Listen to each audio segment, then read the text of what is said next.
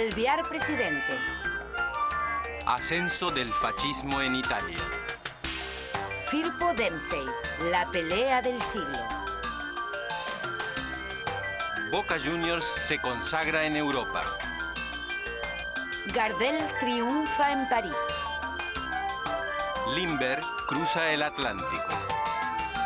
El crack del 29.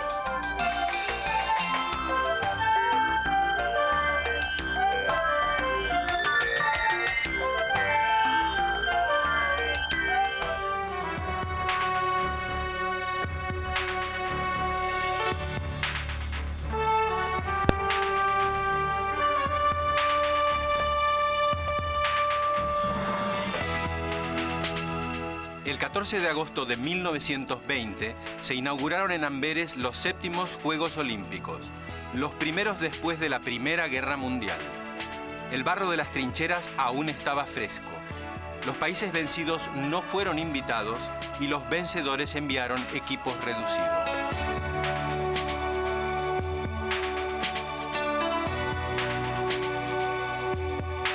El tenis ganó prestigio olímpico. La francesa Suzanne Lenglen obtuvo la medalla de oro en individuales.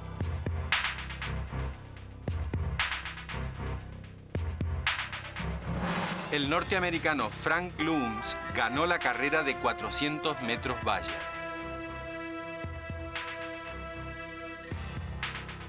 Su compatriota Eileen Riggin, de 15 años de edad, conquistó el oro en salto de trampolín y se convirtió en la heroína más joven de la historia olímpica.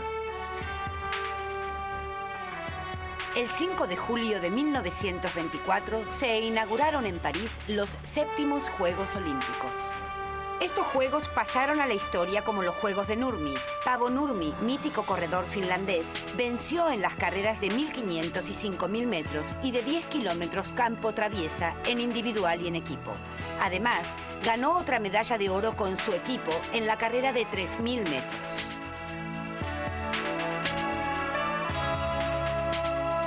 Alvin Stenrose, compatriota de Nurmi, ganó el oro en la maratón.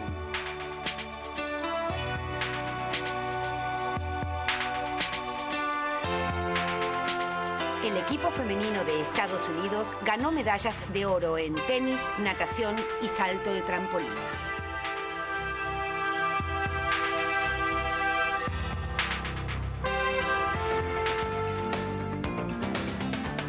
Tras la Primera Guerra Mundial, una nueva oleada inmigratoria llega a la Argentina. Se celebra la primera edición del Festival de Música de Salzburgo.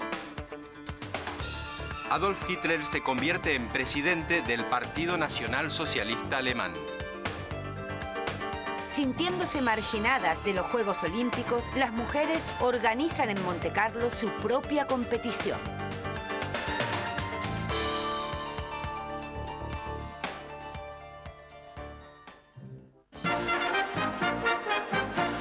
Warren Harding, republicano, triunfó por aplastante mayoría en las presidenciales norteamericanas. En enero de 1921 se instaló en la Casa Blanca. Era el 29º mandatario de Estados Unidos.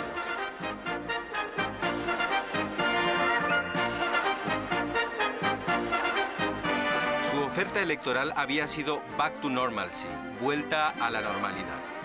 Era lo que todos los norteamericanos querían, vivir tranquilos sin grandes complicaciones internacionales.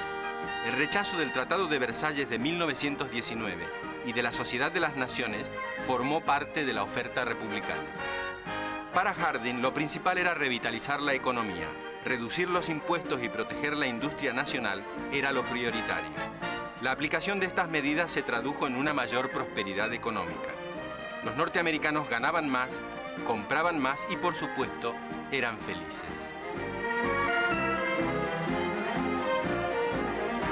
Las radios y los automóviles se incorporaron al Way of Life norteamericano. Solo un tema dividía las opiniones: el alcohol. Desde principios de 1920 había quedado prohibido producir, vender y consumir bebidas con una graduación alcohólica superior al 0,5%. Los adalides del prohibicionismo eran los protestantes del sur, que veían en el alcohol al demonio y querían salvar los viejos valores de la fe, la disciplina y el trabajo.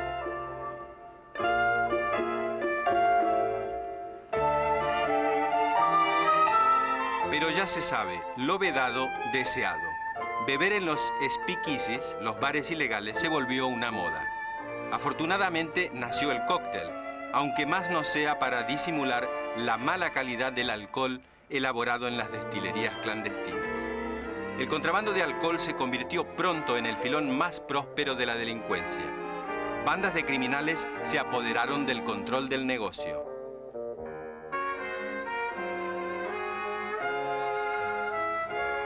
Surgieron los primeros imperios de gángsters, como el de Al Capone, que controlaba la ciudad de Chicago. Pero el puritanismo no solo reivindicaba la pureza de las costumbres, sino también la de la raza. El Ku Klux Klan comenzó a desfilar en el sur, con sus túnicas blancas y sus capuchas de inquisidores. Querían limpiar a Estados Unidos de impurezas, tales como negros, asiáticos y judíos. Norteamérica debía ser poderosa, inmaculada, blanca. Para lograrlo, el Ku Klux Klan solía torturar a sus víctimas y luego lincharlas. En 1925, el Ku Klux Klan alcanzó los 5 millones de afiliados. Era el viejo sur que volvía, más arrogante que nunca y también más pestilente.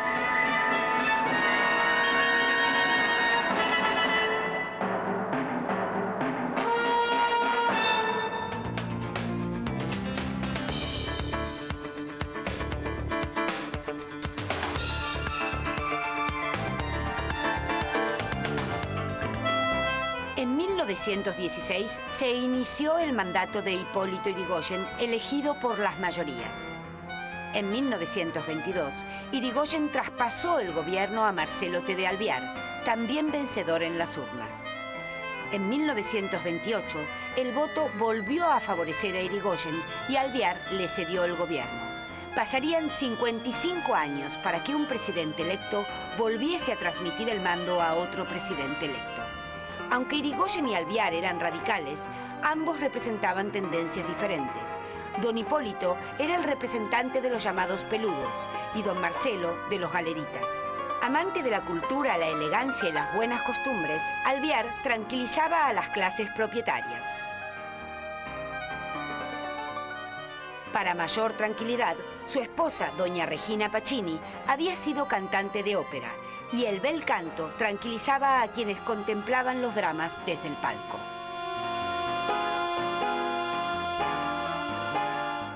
Alvear limitó la creación de nuevos empleos públicos, supo cuidar las relaciones con los políticos y no dispuso intervenciones federales por decreto.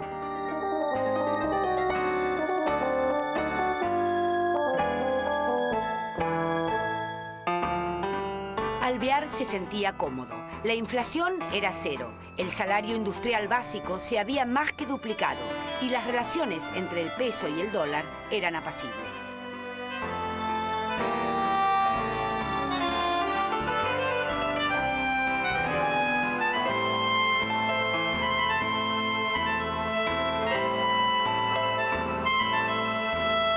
Desde 1926, el yrigoyenismo se hizo fuerte en los comités y esgrimió la nacionalización del petróleo. En 1928, la victoria de Yrigoyen fue 3 veces notable, por la alta participación ciudadana, por alcanzar el 60% de los votos y por triunfar desde el llano sin la bendición de Alvear. La visita del presidente Hoover confirmó el interés de Estados Unidos por la Argentina, pero la vuelta del peludo al gobierno fue vista por los conservadores como el regreso de la chusma. En 1930 sonó la hora de la espada. El país tardaría décadas en recuperarse de aquel golpe. El 15 de agosto de 1922, Ireneo Leguizamo debuta en Palermo. Los peones de la Patagonia inician una huelga. El gobierno le encarga reprimir al teniente coronel Varela. La Patagonia, hasta entonces solo inhóspita, se volvió trágica. Howard Carter descubre en Egipto la tumba de Tutankamón en el Valle de los Reyes.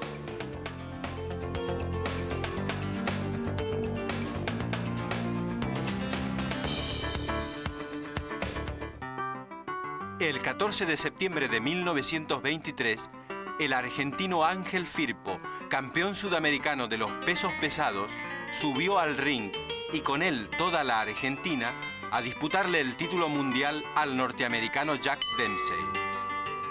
El combate, realizado en el estadio Polo Grounds de Nueva York, estaba pactado para 15 rounds. Solo duró un round y medio. Para los argentinos aún sigue siendo un golpe bajo. Pero volvamos a aquella noche. La pelea entera fueron estos pocos minutos que ahora estamos viendo en su totalidad.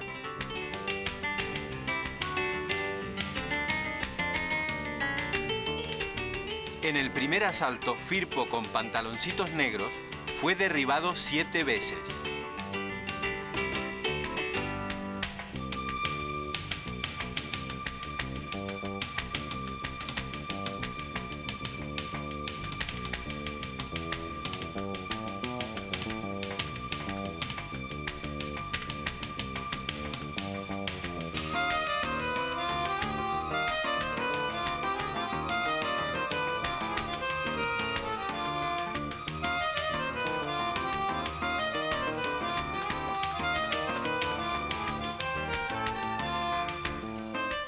Firpo cae, pero no tira la toalla y se vuelve a levantar.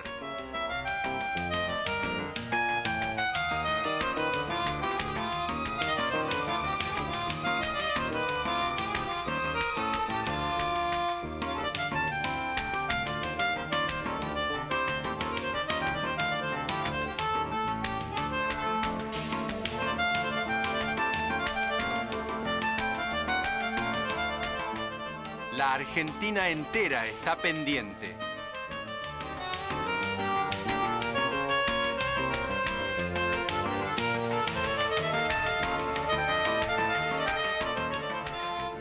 Pero de pronto, Firpo proyectó a Dempsey fuera del ring. Y Dempsey tardó 17 segundos en subir a la arena. Ambos púgiles se siguieron dando con contundencia.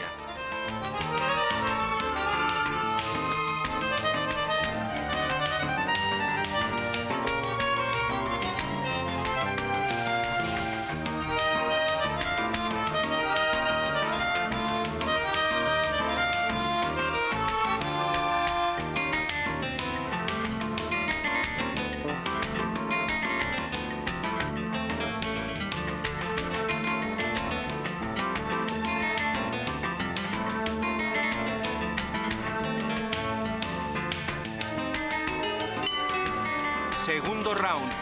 Firpo asesta un swing de derecha. Dempsey lo para con el hombro. Devuelve un hook de izquierda al mentón.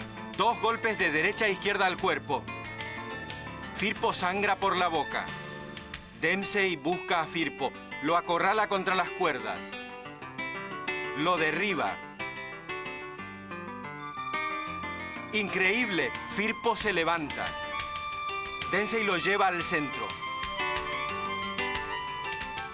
Hook de zurda corto, uppercut de derecha. 57 segundos, Firpo cae. Knockout. El árbitro, el norteamericano John Gallagher, le da la victoria a Dempsey. Muchos argentinos aún se preguntan cómo y por qué. ¿No se le traspapeló al referee el tiempo que Dempsey visitó la platea? ¿No fue antirreglamentario que Dempsey volviese a la arena ayudado por sus segundos?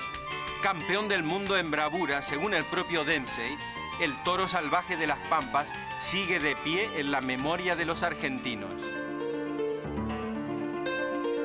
34 mujeres se presentan como candidatas al Parlamento británico. El Partido Laborista triunfa por primera vez en las elecciones británicas. Con las autocaravanas, los norteamericanos descubren el placer de las vacaciones al aire libre.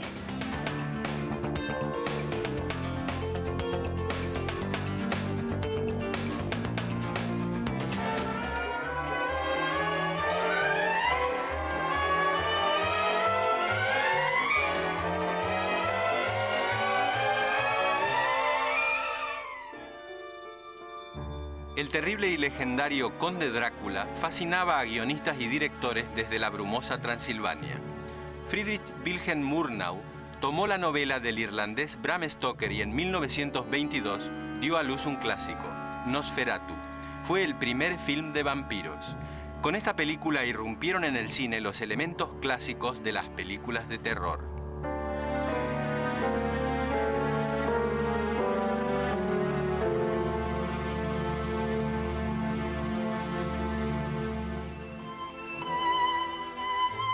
Rodolfo Valentino, rey en la pantalla y en el corazón de las mujeres, alcanzó la gloria con El Águila, rodada en 1925.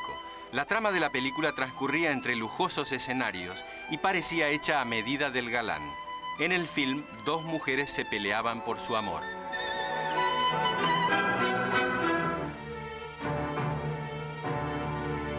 El acorazado Potemkin pasó a la historia como una de las cumbres del cine.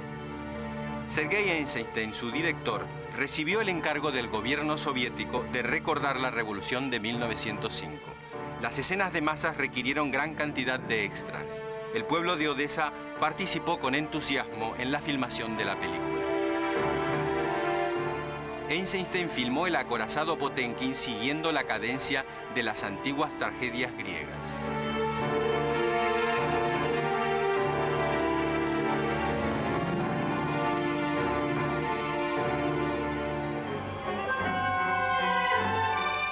La película Metrópolis de Fritz Lang mostró la angustiosa realidad de una gran ciudad dominada por las máquinas. Los costos de filmación llevaron a la empresa cinematográfica UFA al borde de la quiebra. El impresionante despliegue de máquinas y de grandes masas impactó en los espectadores. Con Metrópolis nació un nuevo género cinematográfico, el de la ciencia ficción.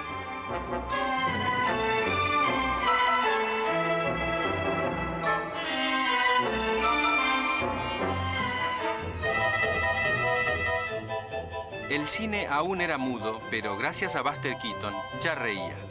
En la película El maquinista de la General, Keaton demostró que para hacer reír había que ser también un excepcional actor.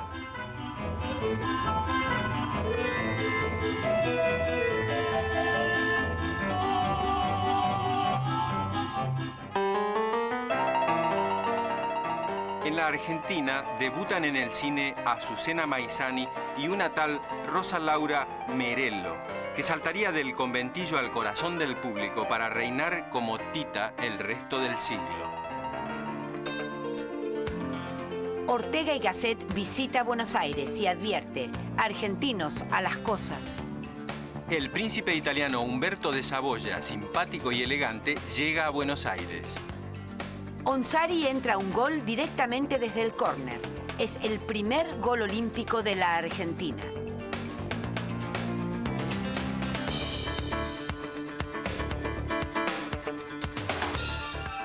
No era cosa de hombres preocuparse por la pinta, aunque el Lenghi y el Fungi algo decían. En 1924, el farmacéutico argentino Brancato lo cambió todo. Mezcló goma tragacanto, perfume y colorante rojo e inventó la gomina. Los hábitos masculinos cambiaron. Hombres indiscutibles como Carlos Gardel y Rodolfo Valentino difundieron la gomina en todo el mundo. Como ellos, todos los argentinos empezarían a darse una buena viaba, sin que se les moviera un solo pelo, pese a que hoy algunos todavía recuerdan a los muchachos de antes.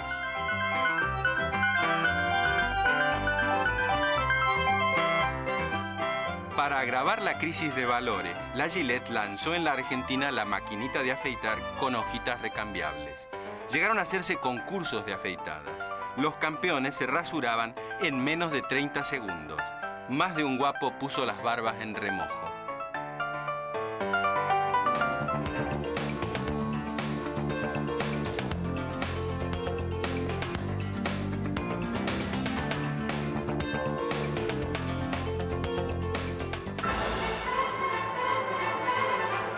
En Nápoles, el 27 de octubre de 1922, Benito Mussolini, jefe del movimiento fascista, llamó a realizar la marcha sobre Roma. Unos 40.000 camisas negras se pusieron en movimiento. Hubiese sido fácil detenerlos, pero los altos círculos del Estado prefirieron hacer la vista gorda. Luigi Facca, el primer ministro, pidió al rey Victorio Manuel III que proclamase el estado de sitio, pero la corona se negó.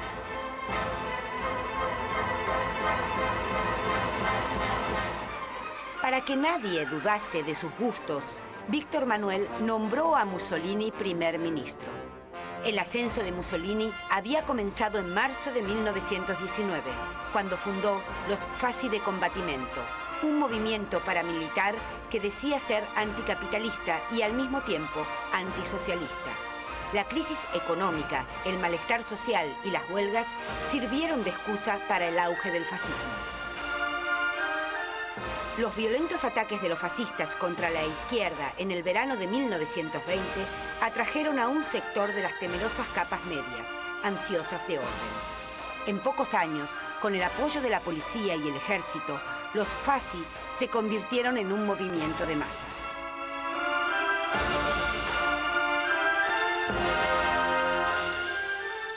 En la primavera de 1921, los liberales de Giovanni Giolitti hicieron una alianza con los fascistas. Ello le permitió a Mussolini conquistar 35 de los 535 escaños del Parlamento.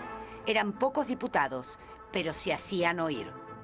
En noviembre de 1921, Mussolini fundó el Partido Nacional Fascista. Su programa se ensañaba con el marxismo, el liberalismo y el parlamentarismo. Exaltaba un sistema corporativo teñido de un nacionalismo exaltado. Mussolini fue nombrado primer ministro a finales de octubre y gobernó en coalición con los nacionalistas, los liberales y los católicos. Un sector de la derecha creyó que el apetito de Mussolini se saciaría con el gobierno, pero no fue así. Il Duce quería volar alto. En diciembre de 1922, Mussolini institucionalizó las milicias fascistas e instauró el Gran Consejo Fascista. En las elecciones parlamentarias de abril de 1924, tras promulgar una reforma electoral que lo beneficiaba, Mussolini se alzó con 365 escaños, pero su éxito se vio empañado por una grave crisis. El 10 de junio de 1924, los fascistas asesinaron a Giacomo Matteotti, diputado y secretario general del Partido Socialista. Esta vez, Mussolini apenas pudo disimular que se le había ido la mano. La oposición insistió al rey para que desplazara a Mussolini, pero el rey volvió a negarse. El caudillo fascista pasó entonces a la ofensiva. En diciembre prohibió los diarios de la oposición y mandó a la cárcel a numerosos periodistas. El 3 de enero de 1925, ante el Parlamento, Mussolini anunció la implantación de la dictadura fascista y del Partido Único.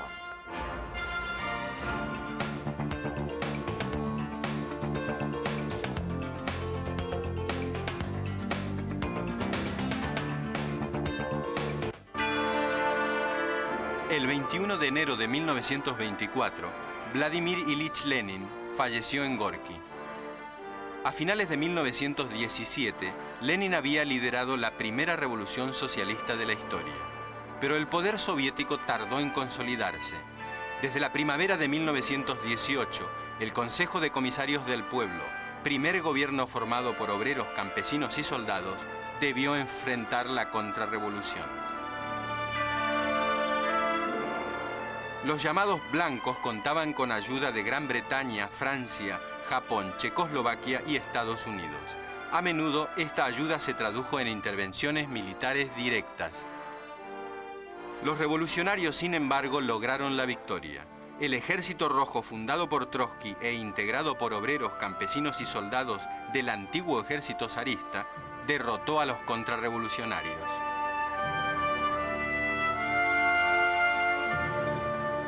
A finales de 1920 terminó la guerra civil, excepto en las regiones del lejano oriente, donde continuó 2 años más. La guerra había arrojado un saldo de 6 millones de víctimas y graves pérdidas económicas. Durante los años de contienda, la producción disminuyó. La población seguía viviendo en condiciones miserables.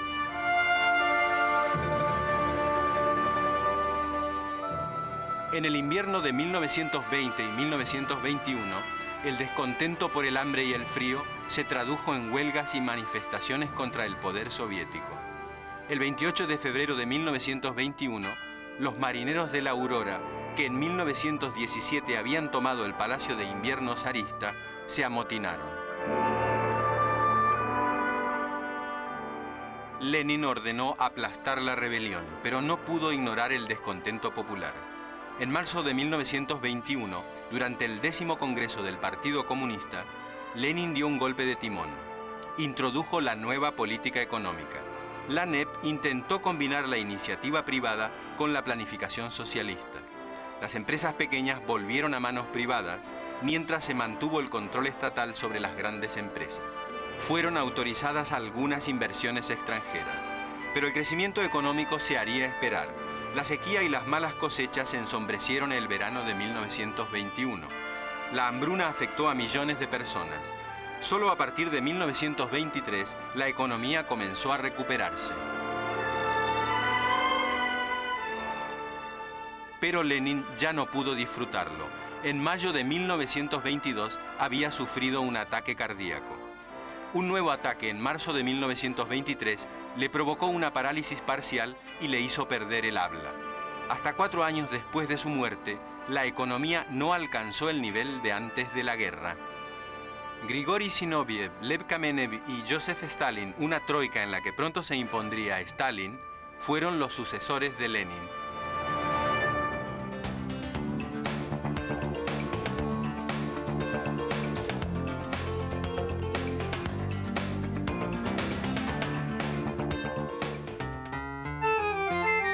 Bacarro, Tesorieri, Garazzini, Medice, Mutis, Pertini, Vidoglio, Tarasconi, Serrotti, Elis, Seoane, Onsari.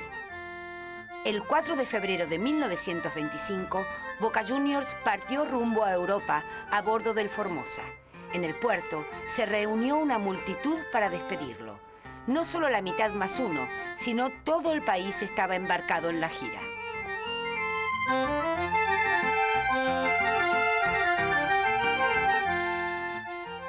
Boca jugó 19 partidos, ganó 15, perdió 3 y empató 1. Convirtió 40 goles y le señalaron 16. Américo Tesorieri y el capitán Alfredo Eli fueron los entrenadores de sus propios compañeros. La gira duró 5 meses. Los jugadores percibieron un viático de 10 pesos diarios, menos de $25. Volvieron de las Europas millonarios de gloria y Boca Juniors se ensanchó en el corazón de la hinchada. Entre marzo y abril de 1925, Einstein visita Buenos Aires y es recibido con todos los honores. En 1925, Canaro en París inaugura el Cabaret Florida. Un tango glorioso inmortalizará esa gira. En Estados Unidos nace una moda acrobática, saltar desde los rascacielos.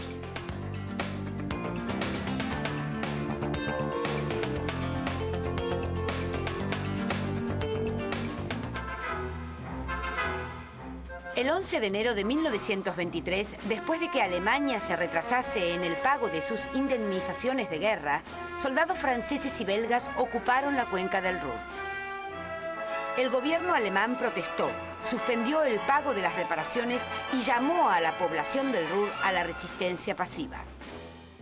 La desocupación y la miseria aumentaban las penurias de la población alemana. Ese mismo año, aprovechando el descontento general, el Partido Nacional Socialista de Hitler, apoyándose en sus grupos paramilitares, intentó un golpe de Estado. El 9 de noviembre, Hitler y sus seguidores desfilaron por el centro de Múnich. La policía los detuvo. El golpe de Estado fracasó y el partido nazi fue ilegalizado. Por el momento, la República Democrática de Weimar logró salvarse. Hitler salió en libertad 8 meses más tarde.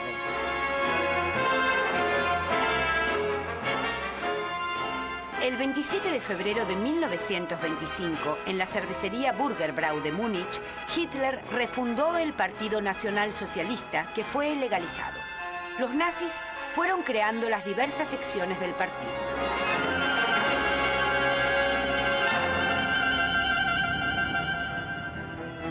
Las SA, concebidas como tropas de asalto, se encargaron de sembrar el terror.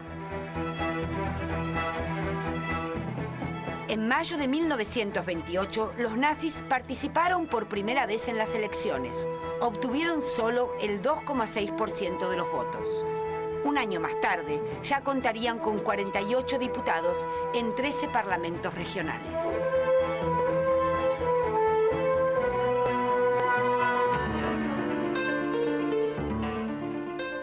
En Nuevo México se descubren importantes yacimientos arqueológicos mayas. Hitler publica Mi lucha. Sale al mercado la primera cámara fotográfica Leica.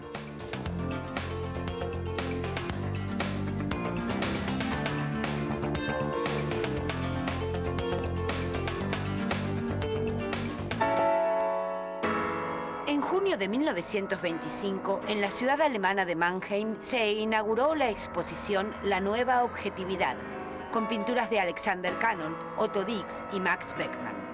Después de las abstracciones del expresionismo, este grupo devolvió al público la presencia del mundo objetivo, tendencia que tuvo en George Grosz, uno de sus principales representantes. Grosz manifestaba un profundo escepticismo ante la vida. La guerra también había sembrado destrucción en el interior de los artistas. Para Grosz, el mundo era feo, enfermo y falso, según sus palabras. La gente anónima, las fábricas, las calles y los prostíbulos se convirtieron en el leitmotiv de sus telas. En 1926 pintó su cuadro Dentro y afuera, donde reflejó las partes más terribles de los años locos. Afuera piden limosna los lisiados de la guerra. Adentro, los ricos celebran sus fiestas.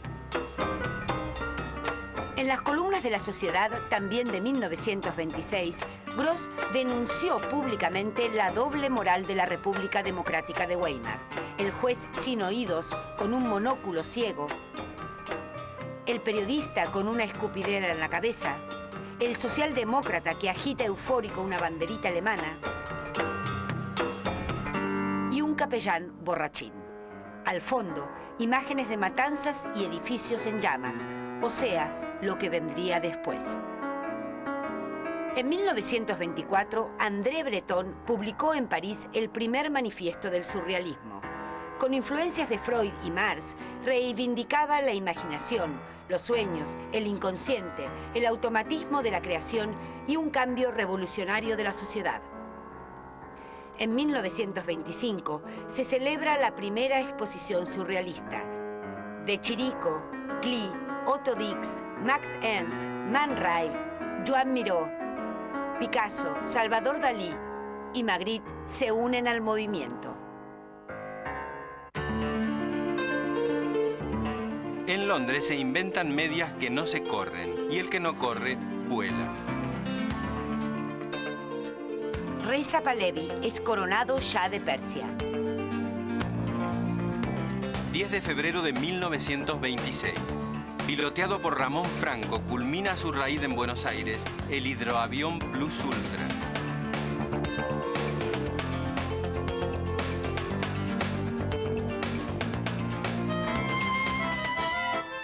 Carlos Gardel ancla en París y deslumbra a la ciudad luz. El tango adquiere carta de ciudadanía mundial y su culto se convierte en una moda de los años locos. En los grandes salones, el tango marca la frontera entre la elegancia y la osadía. Al fin y al cabo, esa voz entradora que abre todas las puertas es la de un morocho del abasto. Para tu pelo una cinta que llevo escondida de lindo color. Para tus labios mi antojo y para tus ojos un claro cristal. Gardel deja París y cruza el Atlántico. Al otro lado del charco, al morocho, lo esperan las rubias de New York. Las Mary y las Peggy de Hollywood le sonríen. La Argentina siente que los rascacielos se inclinan ante su ídolo. El zorzal seduce al águila. Look, New York. New York. Mary, Peggy, Betty, Julie, rubias de New York. Cabecitas adoradas que vienen de amor. Dan envidia a las estrellas, yo no sé vivir sin ella. Mary, Peggy, Betty, Julie, de labios en flor.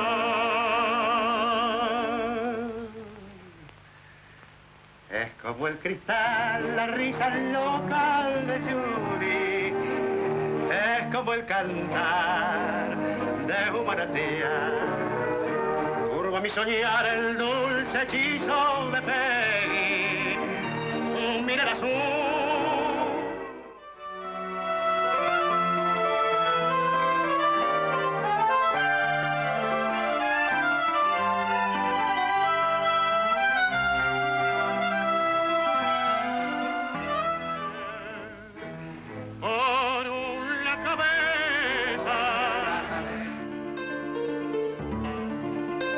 El ratón Mickey protagoniza por primera vez una serie de dibujos animados.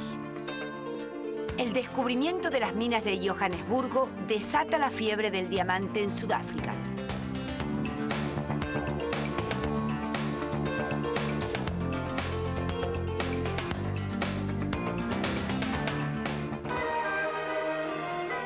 El 21 de mayo de 1927, la gente se dio cita en el aeropuerto Le Bourget, cerca de París. Llegaba el piloto Charles Lindbergh. El aviador norteamericano era el primer ser humano en cruzar el Atlántico en un vuelo sin escalas y en solitario. Había tardado 33 horas y media. Lindbergh mandó construir especialmente su avión, el Spirit of St. Louis, para que pudiese almacenar gran cantidad de combustible. Había tanques hasta en la cabina del piloto.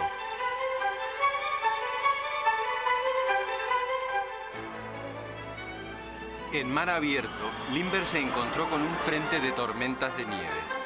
Se necesitaba tener nervios de acero para superar el frío y el cansancio. París lo recibió como a un nuevo Colón.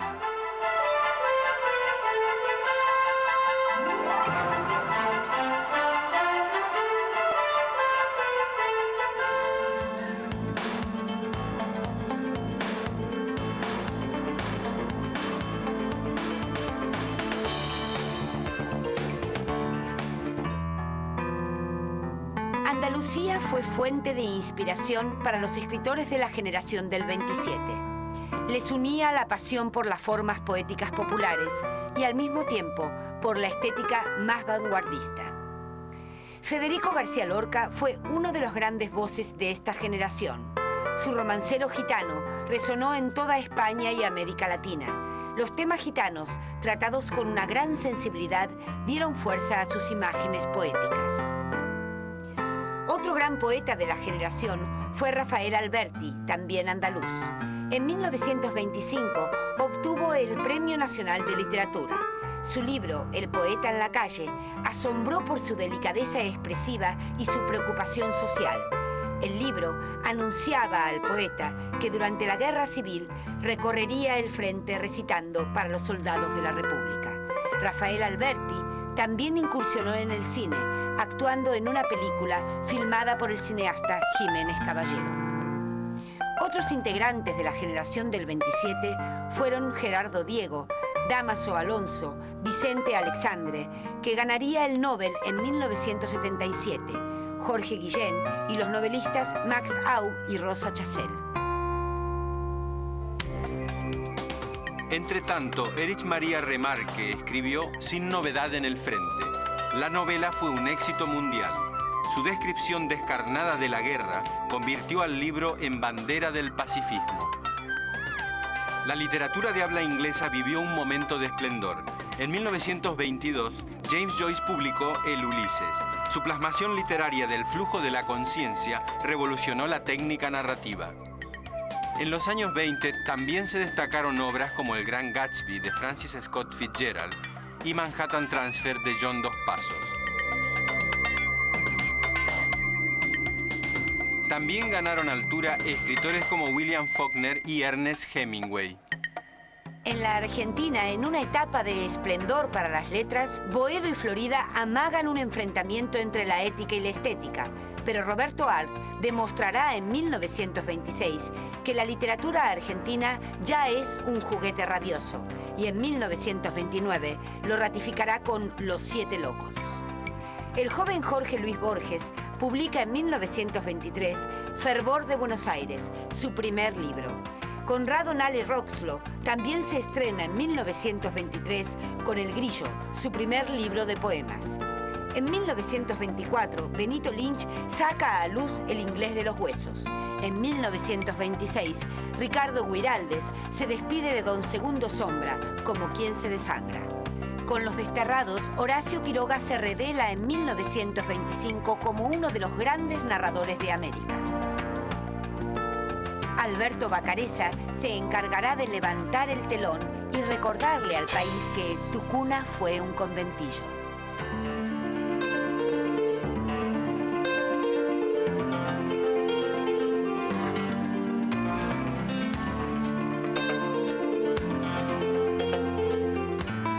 El 25 de septiembre de 1928, para hacer frente a la crisis, un grupo de taxistas con más prole que trabajo pone en marcha el primer colectivo, Línea 1. Con 7 pasajeros recorre La Carra Rivadavia Primera Junta.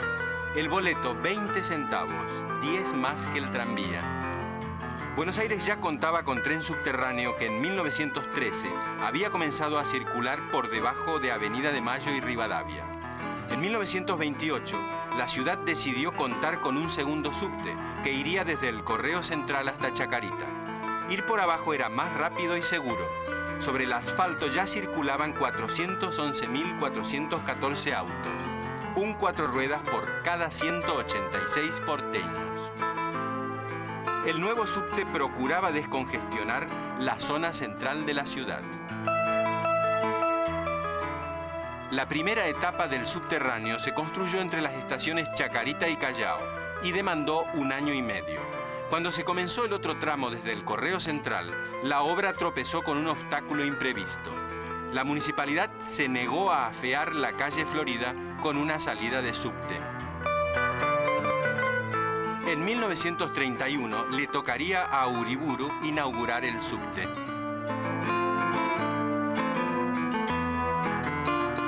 En la estación Agüero, hoy Carlos Gardel, se hizo un desvío que llegaba hasta los subsuelos del mercado de Abasto.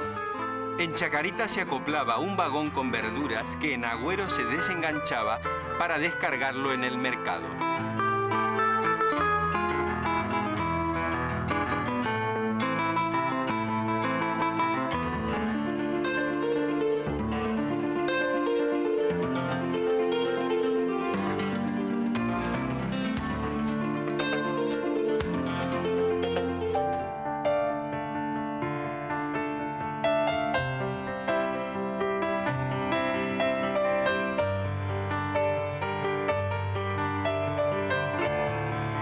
De febrero de 1924, el estreno de Rhapsody in Blue de George Gershwin sorprendió al público del Aeolian Hall de Nueva York.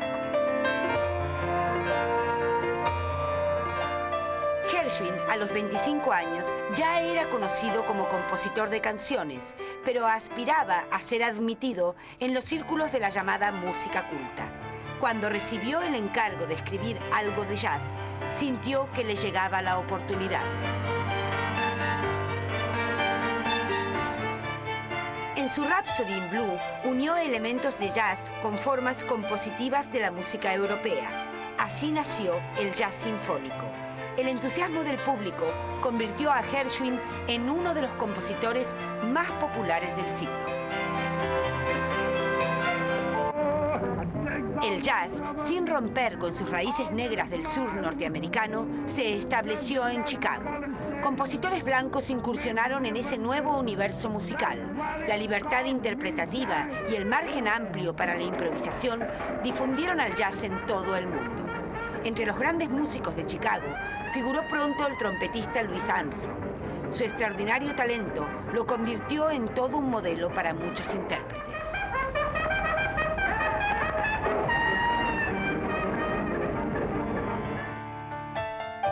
La influencia del jazz se extendió a la música europea. En agosto de 1928, el público de Berlín aplaudió la ópera de 3 centavos de Bertolt Brecht y Kurt Weill. En su obra, Brecht lanzaba sus críticas contra el mundo burgués. Delincuentes, mendigos, prostitutas y personajes de dudoso abolengo se adueñaron del escenario. La gente comenzó a silbar por las calles las pegadizas melodías de Wayne. Con el tiempo, la ópera de 3 centavos se convertiría en uno de los clásicos del siglo.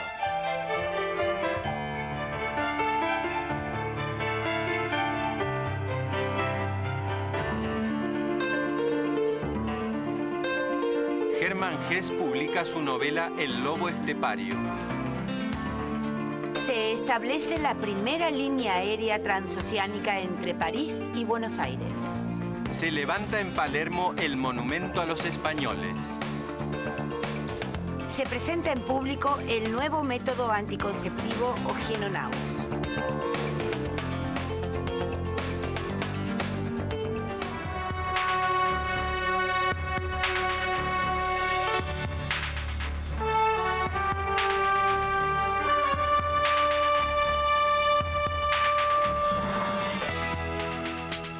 El 28 de junio de 1928 se inauguraron en Ámsterdam los 9º Juegos Olímpicos. Se encendió por primera vez la llama olímpica y Grecia encabezó el desfile de los deportistas en el estadio. Alemania fue readmitida como prueba de que el mundo empezaba a olvidar la Primera Guerra Mundial. Las mujeres participaron por primera vez en gimnasia y atletismo. La norteamericana Elizabeth Robinson ganó la carrera de 100 metros en 12,2 segundos.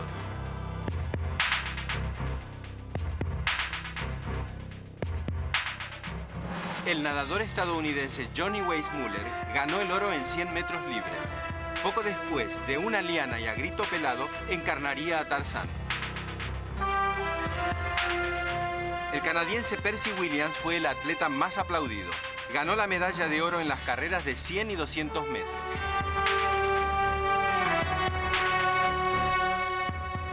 El nadador argentino Alberto Zorrilla ganó el oro en los 400 metros y timoneada por el piloto olímpico Manuel Nolo Ferreira, la Argentina ganó la medalla de plata en fútbol.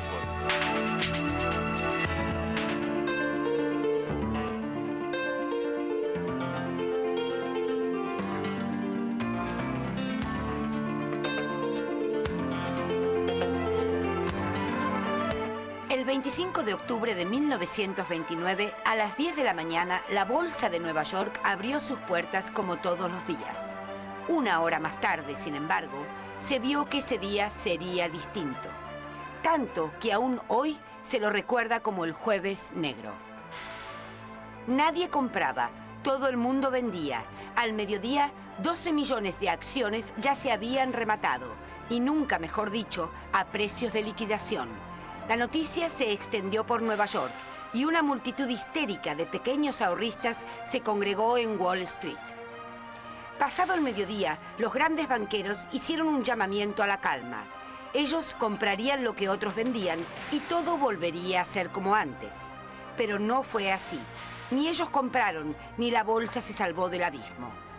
Todavía hoy se discute por qué pasó lo que pasó. A comienzo de los años 20, Estados Unidos vivía una buena coyuntura económica.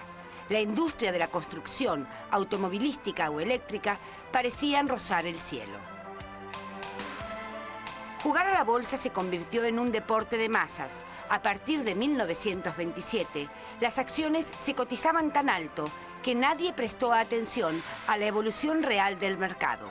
La compra de bienes se redujo y, en consecuencia, también el valor real de las acciones. El 29 de octubre de 1929, la Bolsa de Nueva York se dio de narices contra la realidad. Como Estados Unidos se había convertido en socio capitalista de los países que habían padecido la última guerra, la crisis norteamericana se extendió a Europa. Los bancos norteamericanos reclamaron los créditos concedidos a los bancos europeos y estos, en cadena, a sus colegas de Asia y América Latina. La crisis se expandió por el mundo.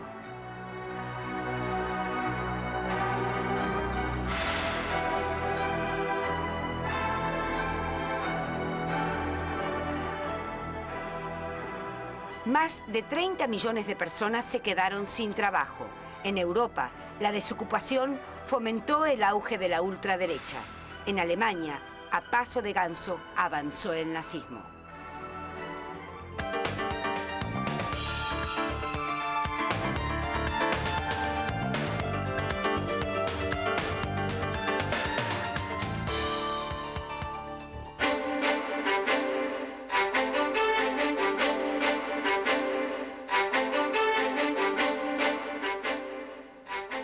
El 17 de julio de 1921, el canadiense Frederick Grant Banting y su asistente Charles Herbert Best aislaron por primera vez la hormona pancreática insulina y despejaron el horizonte de los enfermos de diabetes.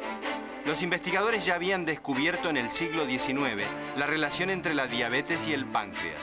Los perros presentaban este síntoma después de extraerles ese órgano. Se suponía que una hormona del páncreas regulaba el nivel de azúcar en la sangre, pero no se lo había podido demostrar. Pocos días después de los primeros experimentos con perros, fue tratada la primera persona con insulina. Un chico de 13 años en coma diabético pudo salvarse de la muerte.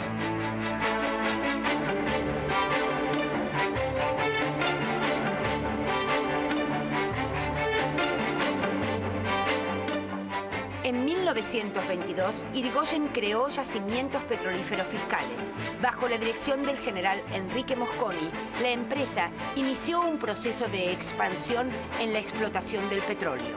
La construcción de su refinería en La Plata le permitiría a YPF avanzar en el mercado interno, poblando al país con sus característicos surtidores.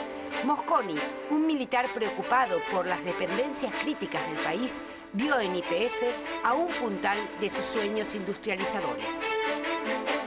En septiembre de 1928, el bacteriólogo británico Alexander Fleming descubrió el hongo tubular Penicillium notatum. El hongo había destruido su cultivo de bacterias. Este descubrimiento hizo pensar al científico que el hongo era adecuado para producir antibióticos. Su hipótesis se confirmó 10 años después. En 1939, la penicilina se difundió como un medicamento capaz de curar infecciones, hasta entonces mortales.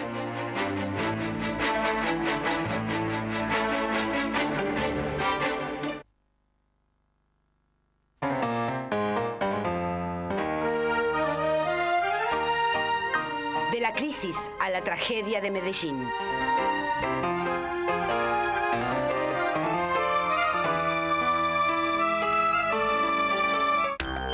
En el próximo video, la Argentina vivirá una doble tragedia. El general Uriburu dará el primer golpe de Estado y Gardel, quien diría, se estrellará contra la fatalidad. A Europa no le irá mejor. La esperanza será derrotada en España para que el horror de una nueva guerra se cierna sobre el mundo. En el cielo de Buenos Aires levitará el Cepelín. Pero casi a tiro de piedra, la batalla del Río de la Plata acercará la tormenta que ya envolvía al planeta.